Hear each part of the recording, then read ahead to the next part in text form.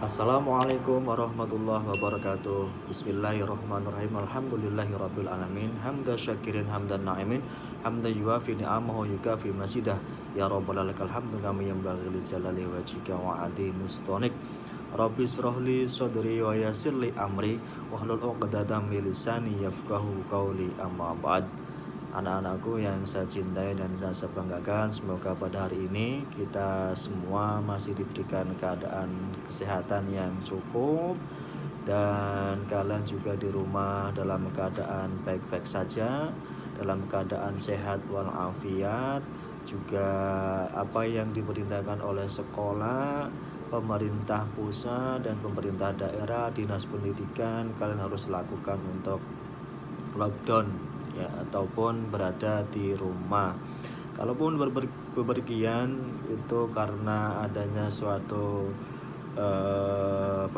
kebutuhan mendesak yang memang harus pergi, tetapi dalam keadaan perginya tidak berada di satu ruangan atau wilayah yang banyak pengunjungnya atau banyak orangnya atau berinteraksi dengan banyak orang. Nah, dan juga menghindari hal-hal yang mungkin itu dianjurkan oleh pemerintah, oleh sekolah, oleh pihak kepala sekolah, karena untuk kebaikan kita semua.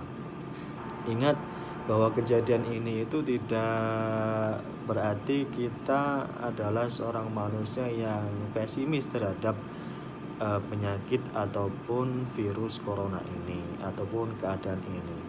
Tetapi pada satu masa, pada saat sahabat Rasulullah Shallallahu Alaihi Wasallam, beliau ketika diperintahkan untuk menuju ke satu negara atau satu wilayah, ya, tetapi di situ ada penyakit, wilayah tersebut ada penyakit taun atau penyakit yang mematikan.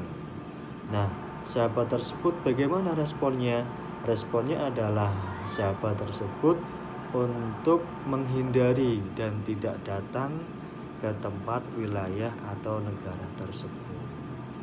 Sehingga ya hal ini berarti ikhtiar juga harus dilaksanakan, tetapi kita juga terus berdoa untuk supaya bahwa keadaan seperti ini itu supaya cepat reda, ya, tidak sampai lama-lama, tidak sampai mungkin butuh waktu yang sampai 1 bulan, 2 bulan dan bahkan sampai 3 bulan. Kita tidak enak seperti ini, tetapi monggo kita selalu berdoa, berikhtiar yang terbaik dan menghindari hal-hal yang memang itu perlu kita hindari, ya. Oke.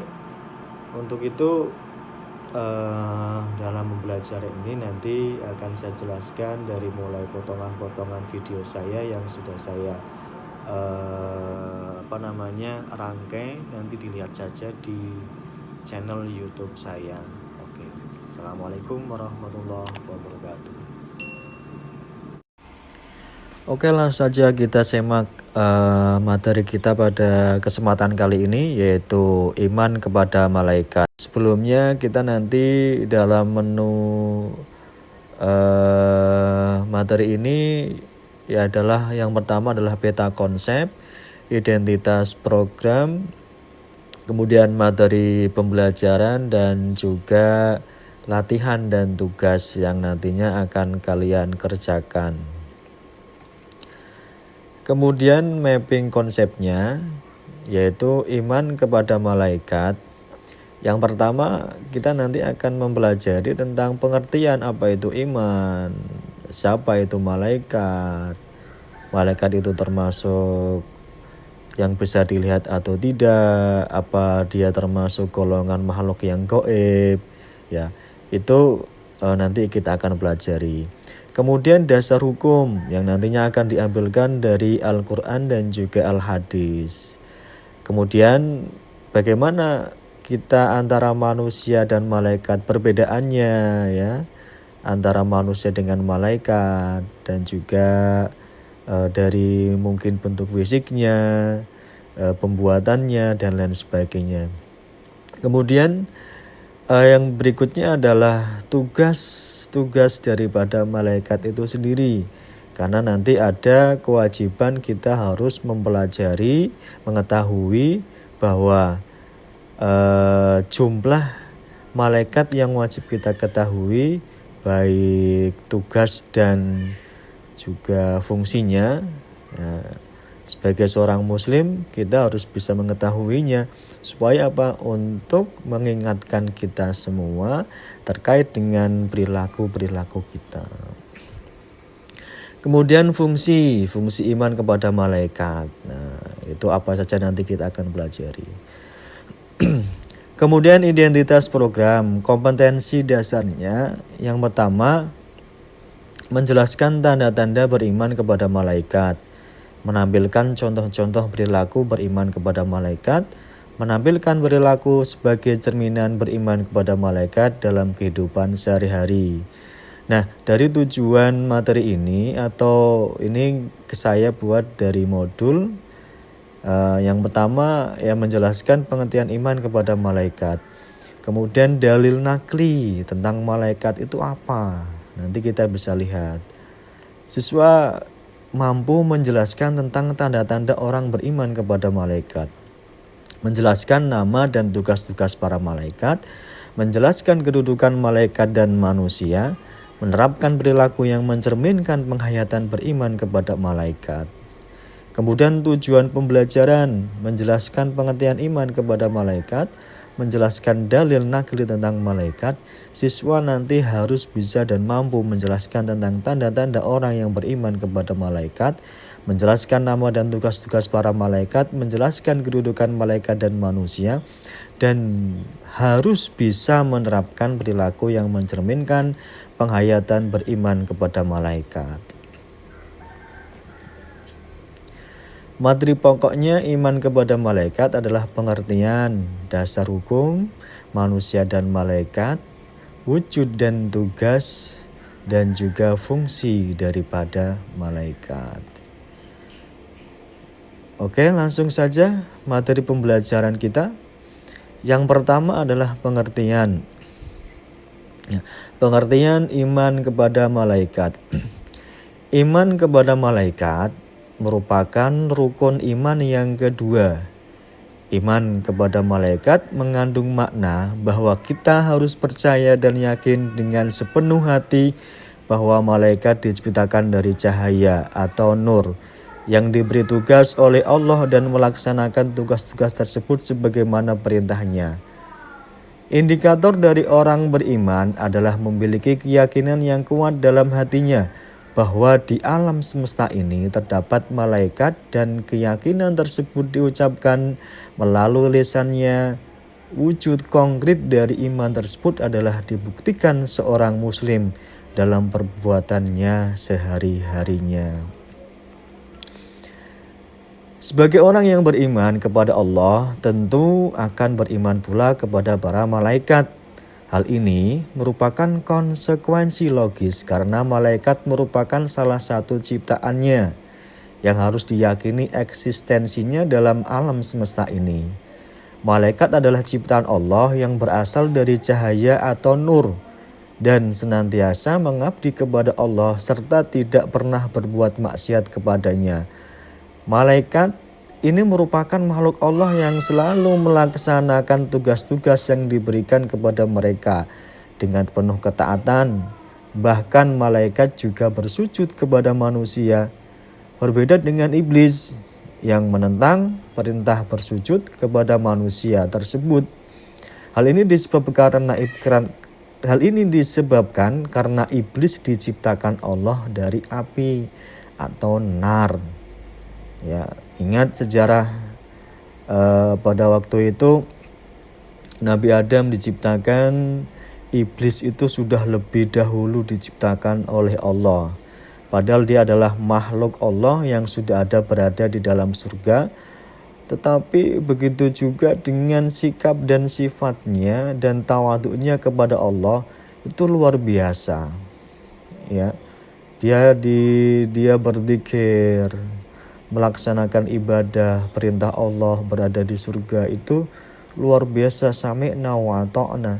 Tetapi karena kemudian Allah menciptakan Nabi Adam dan beliau Nabi Adam ini adalah dari manusia yang tingkat kepintarannya dan kecerdasannya itu melebihi makhluk-makhluk yang sebelumnya, diantaranya iblis dan juga malaikat. Akhirnya Allah menyuruh Nabi Adam atau manusia ini untuk menjadi khalifah di muka bumi. Padahal pada waktu itu malaikat juga merasa sanksi terhadap manusia, karena Allah pernah menyampaikan kepada malaikat, "Hei malaikat, saya akan membuat atau mengutus makhluk yang namanya manusia untuk menjadi khalifah di muka bumi. Apakah kira-kira mampu?"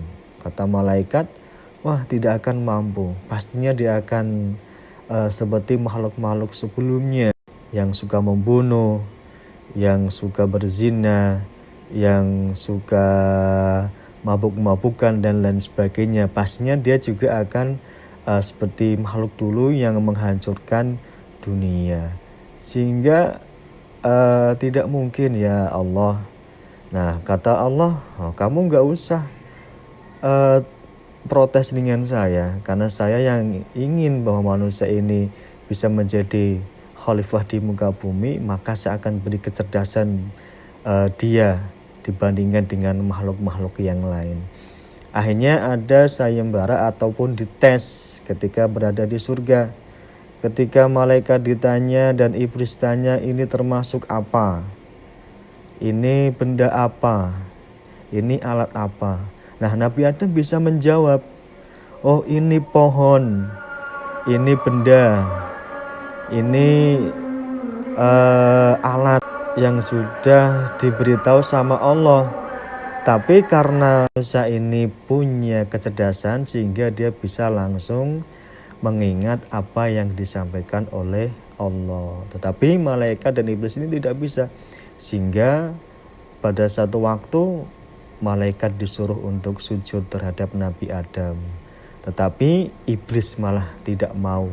Dan dia lebih suka untuk memusuhi manusia dan menggoda manusia sampai akhirnya pada satu saat nanti sampai hari kiamat. Oke, materi belajar yang kedua adalah dalil nakli iman kepada malaikat. Ini diambilkan dari Quran surat Al-Baqarah ayat 285 yang berbunyi, "A'udzu billahi minasyaitonir rajim. Bismillahirrahmanirrahim. Amana rasulu bima unzila ilaihi min rabbih wal mu'minuna kullun amana billahi wa malaikatihi wa kutubihi wa rusulihi la nufarriqu baina ahadin mir rusulihi wa qalu sami'na wa ata'na ghufranaka rabbana wa ilaikal masir." Artinya, Rasul telah beriman kepada Al-Quran yang diturunkan kepadanya dari Tuhannya. Demikian pula orang-orang yang beriman semuanya beriman kepada Allah, malaikat-malaikatnya, kitab-kitabnya, dan rasul-rasulnya. Mereka mengatakan, "Kami tidak membeda-bedakan antara seorang pun dengan yang lain dari rasul-rasulnya." Dan mereka mengatakan, "Kami dengar dan kami taat." Mereka berdoa, "Ampunilah kami ya Tuhan kami, dan kepada Engkaulah tempat kami kembali." Kemudian dalil nakli iman kepada malaikat, Quran surat At-Tahrim ayat 6. Bismillahirrahmanirrahim. "Ya ayyuhalladzina amanu qu anfusakum wa ahlikum nara wa quduhan nasu wal hijaratu 'alaiha malaikatun ghiladun syiddah والحجارة عليها ملائكة غلاظ شداد لا يعصون الله ما أمرهم ويفعلون ما يؤمرون. Hai orang-orang yang beriman, peliharalah dirimu dan keluargamu dari api neraka yang bahan bakarnya adalah manusia dan batu. Penjaganya malaikat-malaikat yang kasar, keras dan tidak mendurhakai Allah terhadap apa yang diperintahkannya kepada mereka dan selalu mengerjakan apa yang diperintahkan. Nah, ini dalil nakli yang kedua, Quran surat At-Tahrim ayat 6. Kemudian dalil nakli iman kepada malaikat terdapat juga dalam surat Quran surat An-Nisa ayat 136. Ya ayyuhalladzina amanu aminu billahi wa rasulihi wal kitab ورسوله والكتاب الذي نزل على رسوله والكتاب الذي أنزل من قبل ومن يكفر بالله وملائكته وكتبه ورسله واليوم الآخر فقد ضل ضلالا بعيدا. Artinya, wahai orang-orang yang beriman, tetaplah beriman kepada Allah dan Rasul-Nya dan kepada kitab yang Allah turunkan kepada Rasul-Nya serta kitab yang Allah turunkan sebelumnya. Barang siapa yang kafir kepada Allah, malaikat-malaikatnya, kitab-kitabnya, Rasul-Rasul-Nya dan hari kemudian, maka sesungguhnya orang itu telah sesat sejauh-jauhnya. Nah, jadi kita harus beriman kepada Allah yang pertama, Rasul-Nya, kitabnya, malaikat-malaikatnya. Dan kalau kita tidak beriman, maka kita dicap menjadi orang yang kafir atau orang yang mendurhakai Allah.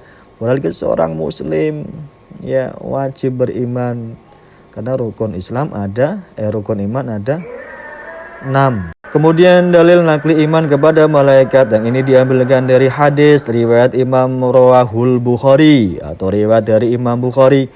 Malaikat itu diciptakan dari cahaya, sedangkan jin dari nyala api, dan Adam diciptakan dari apa yang telah diterangkan pada kamu semua, yaitu dari tanah. Hadis riwayat Imam Muslim dan Aisyah.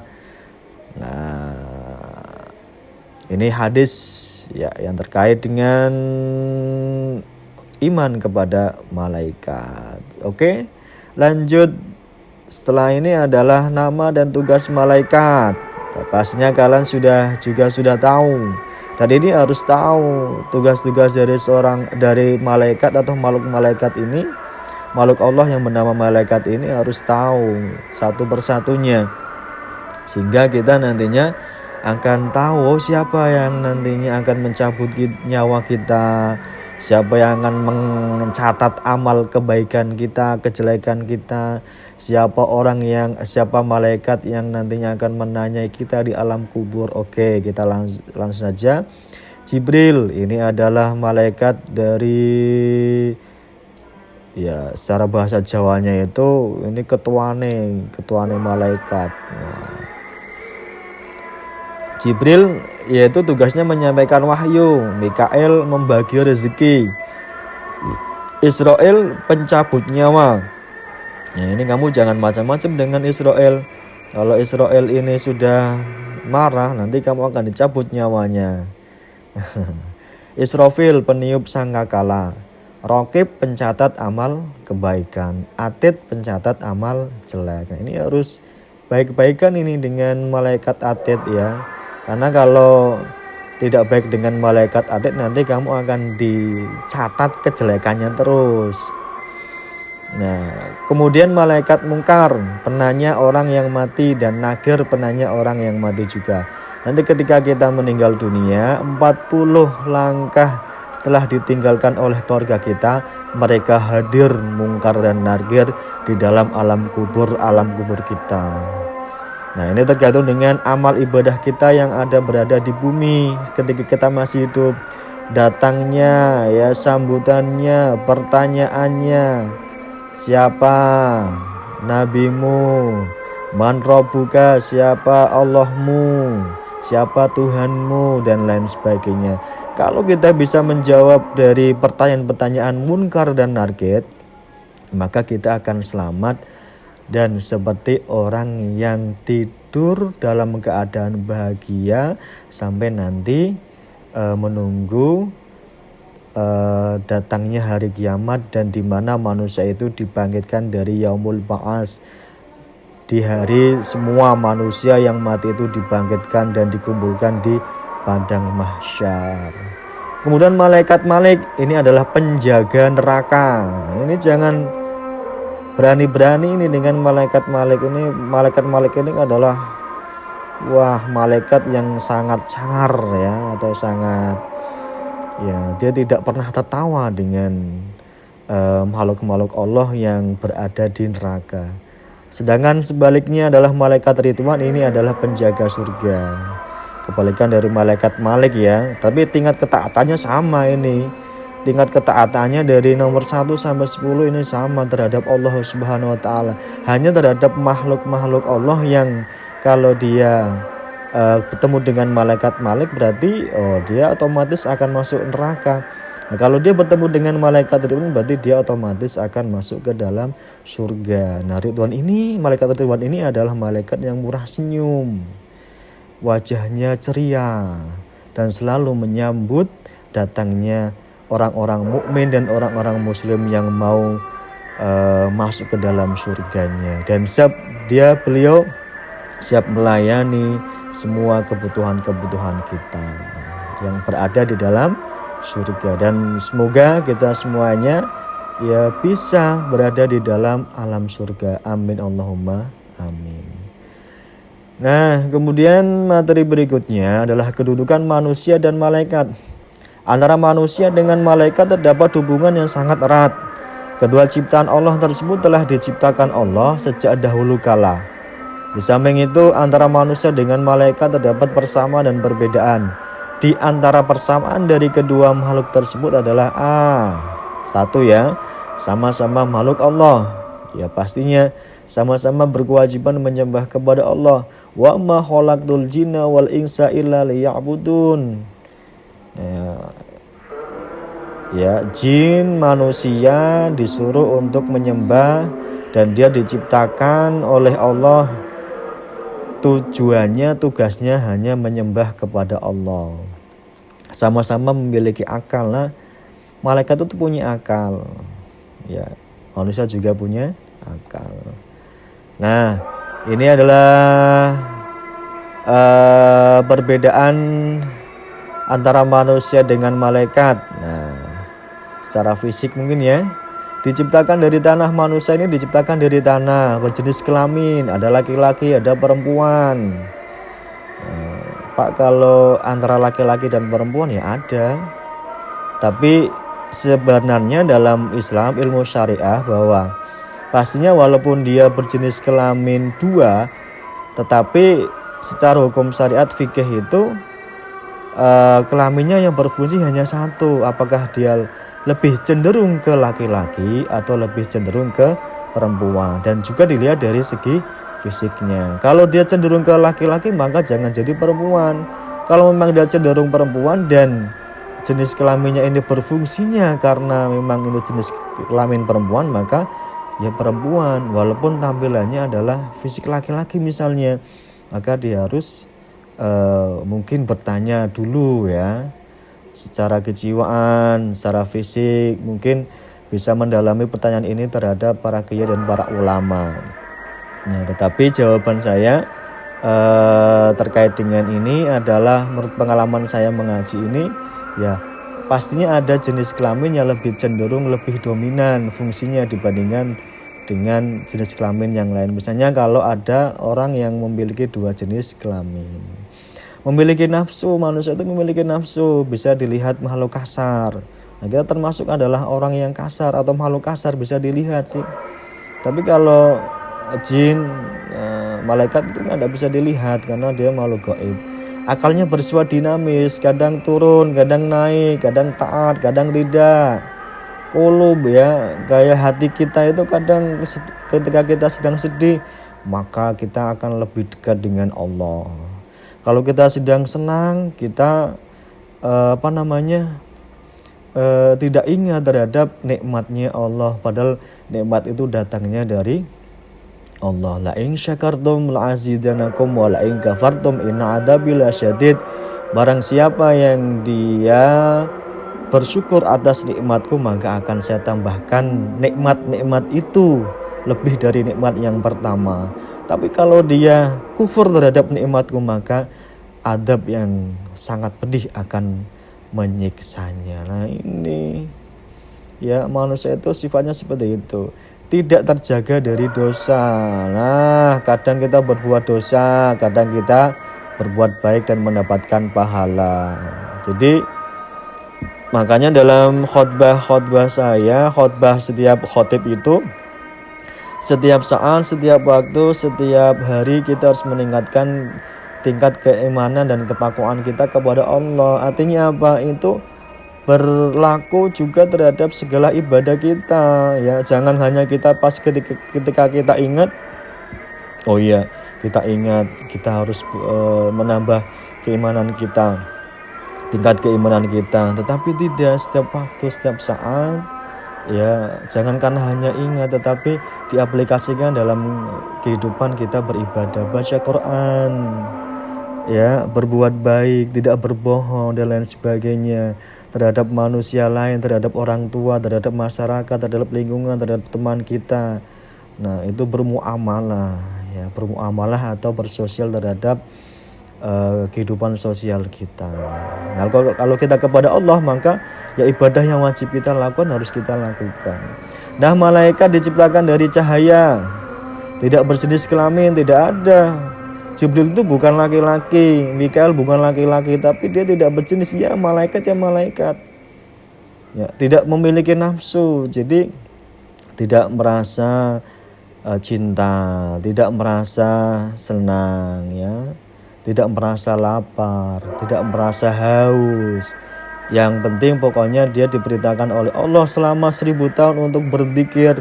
Bahkan selama mungkin dari awal dia diciptakan sampai nanti dia dimatikan, disuruh untuk menggendong ars, alam ars Allah itu ya, ada malaikat yang menggendong ataupun menjunjung tinggi alam ars. Tidak bisa dilihat oleh makhluk halus, tidak bisa dilihat karena dia termasuk makhluk halus atau makhluk gaib. Jadi tidak ada orang yang bisa melihat malaikat karena termasuk gaib.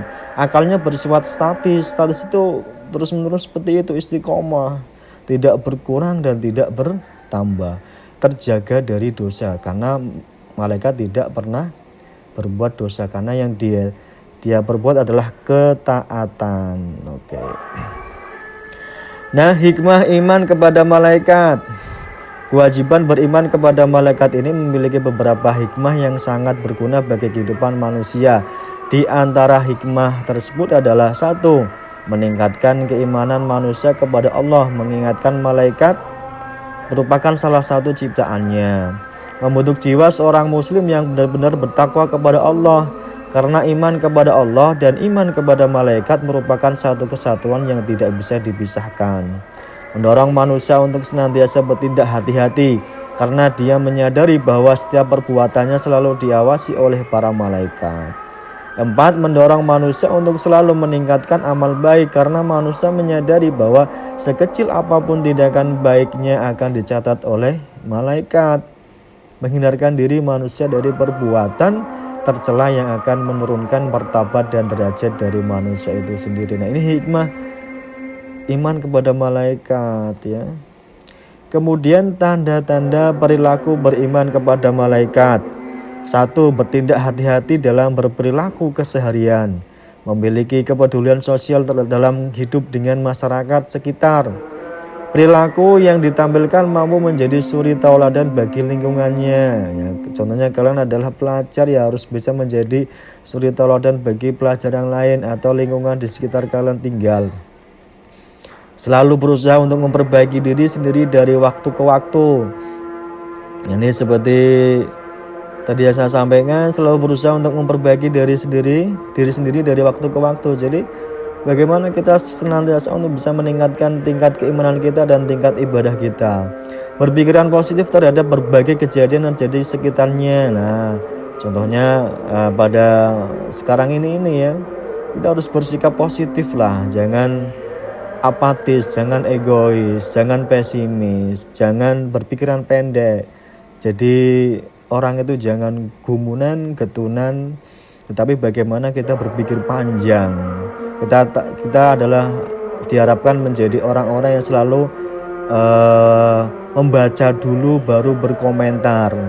Ya, kita mengetahui dulu baru berkomentar. Dan ketika kita tahu kalau itu adalah suatu hal yang negatif, ya tidak harus kita sampaikan komentarnya. Kalau itu adalah sesuatu yang negatif, maka tidak baik, tidak bagus untuk kita dan untuk orang lain. Tetapi cobalah kita pahami dan ada solusi yang nantinya akan kita sampaikan terhadap apa yang terjadi saat sekarang ini. Misalnya tidak bersikap sombong atau riak dalam berbuat kebaikan, karena kalau kita bersikap riak pasti akan dicatat amal keburukan oleh malaikat, dan seluruh amal ibadah kita juga akan dihapus dari ibadah yang kita lakukan itu. Misalnya baru saja saya menolong seorang yang sedang kesusahan, ya dia minta uang saya 50.000, saya langsung kasih itu karena ya saya kan masih punya uang. Nah, itu tidak diperbolehkan, itu namanya sudah bersikap sombong dan riya. Nah, ini adalah latihan dan tugas. Satu, tugas siswa, coba Anda tuliskan beserta artinya ayat Al-Quran tentang malaikat. An-Nisa ayat 136. Ini ada An-Najm ayat 26, Ar-Ra'du ayat 11, At-Tahrim ayat 6, Al-Baqarah ayat 30, Al-Anbiya ayat 26, dan Al-Baqarah ayat 285. Coba Anda lanjutkan untuk membahas dan mengaplikasikan dalam kehidupan sehari-hari iman kepada malaikat. Nah, ini nomor 1, nanti tolong dikerjakan ya di dalam kertas atau buku kalian. Kalau misalnya bukunya berada di sekolah, ya nanti diganti dengan kertas yang lain lah, bisa.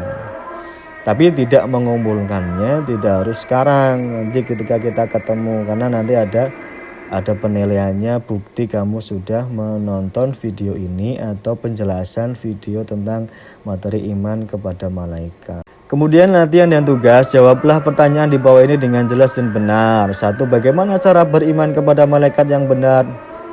Nah, caranya kita bagaimana? Berikan contohnya.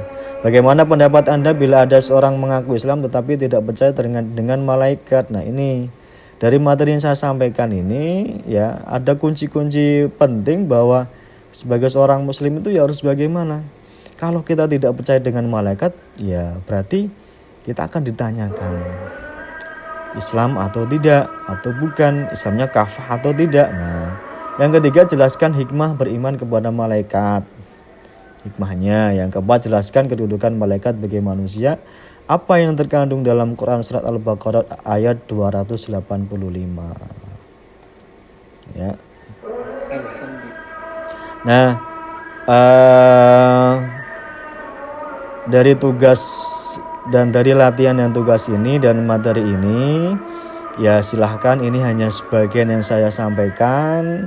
Ini hanya sebagai media pembelajaran saja supaya untuk merangsang dan motivasi bahwa gambaran dari materi iman kepada malaikat itu seperti ini. Tetapi tidak menutup kemungkinan bahwa sumber-sumber yang lain yang relevan, yang apalagi kalian punya buku paketnya, tolong dibaca ya, dipahami dan diaplikasikan dalam kehidupan sehari-hari ya. Mengenai tugas ini nanti dikumpulkan pada saat ya, mungkin nanti akan saya beritahu kembali ya. Nah, syaratnya kalian memang harus nanti mensubscribe dulu channel video saya ini yang di YouTube, yaitu Retake Media. Ya, kemudian saya juga ingin absen kalian semuanya yang sudah subscribe dan berkomentar. Kalau misalnya sudah berkomentar berarti kalian sudah menonton dan saya anggap ikut absen. Nah, tugas ini ataupun subscribe ini ya saya beri waktu ya sampai nanti hari Senin. Ya, itu saja penjelasan iman kepada malaikat. Mudah-mudahan yang sedikit ini sedikit menambah banyak pengetahuan tentang iman kepada malaikat. Kalau ada pertanyaan langsung bisa komen di channel saya dan nanti insya Allah akan saya tanggapi pertanyaan-pertanyaan yang kalian sampaikan. Tidak usah malu-malu pertanyaannya ya, karena ya kalau malu nanti akan jalan-jalan di tempat. Malu bertanya akan jalan-jalan di tempat. Tapi kalau tidak malu bertanya nanti kamu akan tambah paham. Oke, itu saja penjelasan dari saya dan mudah-mudahan bisa dipahami oleh kalian semua. Dan kembali lagi kita berdoa supaya keadaan ini itu tidak terjadi lagi atau supaya cepat selesai ya kegiatan belajar mengajar ini, supaya nanti bisa langsung bertatap muka, bisa kegiatan belajar mengajarnya langsung bertemu dengan saya, karena lebih enak ya kalau memang konsep dari pembelajaran itu ya enaknya adalah tatap muka, karena ada nilai-nilai barokah, nilai-nilai keislamannya ataupun nilai barokah tersebut tadi ya. Kalau seorang dalam kitab Ta'lim ini ya begitu. Jadi mencari ilmu itu ya harus ada gurunya ataupun syaratnya yaitu bertatap muka atau bersanding atau melihat. Ya, karena kalau misalnya jarak jauh seperti ini hanya sebuah ya saya kira alternatif yang juga tidak menyalahi aturan agama Islam, tetapi ya ini juga termasuk baik. Tetapi lebih baik lagi kalau tidak ada seperti ini, maka lebih baik lagi adalah dengan langsung bertemu. Oke, saya hari semoga kita semuanya diberikan kesehatan dan selalu diberikan kebaikan, berkah. Kita akan mendapatkan ilmu lagi, mudah-mudahan tambah ilmunya lagi, tambah bermanfaat bagi lingkungannya ya, yang karena manusia lebih bagus, lebih baik adalah manusia yang bermanfaat bagi orang lain. Khairun nas anfa'uhu linnas. Saya akhiri. Wallahul muwaffiq ila aqwamit thoriq. Wassalamualaikum warahmatullahi wabarakatuh.